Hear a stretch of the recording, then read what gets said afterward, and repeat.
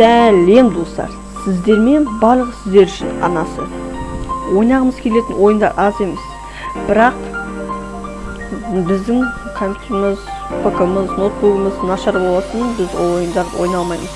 Ал осы видеода мен сіздерге топ 5 нашар ПК-ға арналған ойындарды көрсететін боламын. Ендеше кеттік.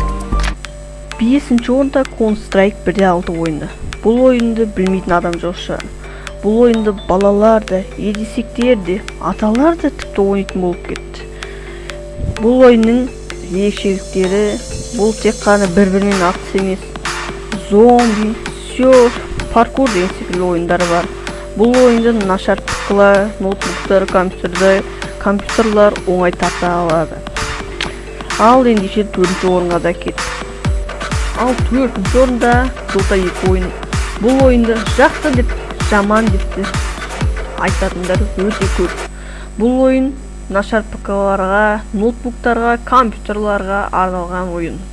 Ал ендеше 3-ші орынға да кеттік. Ал 3-ші орында Warface ойыны. Бұл ойынды білетіндер өте көп шығар. Бұл ойын Counter-Strike секілді атыс. Бұл ойында альфа, гамма және дельта болып бөлінеді. Үшке бөлінеді.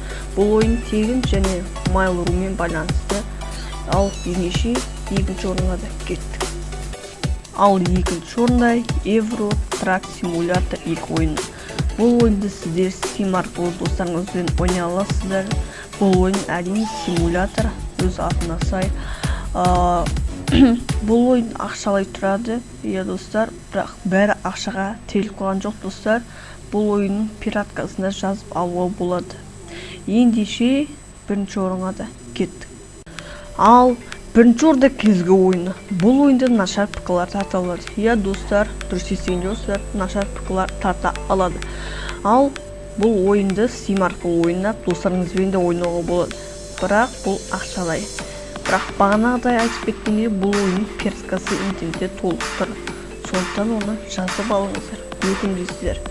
Ал бұл ролик ұнаса, бұл видео ролик ұнаса, достар, лайк қойып кетіңіздер, каналға кіріп келіп кетіңіздер, сау саламат болыңыздар.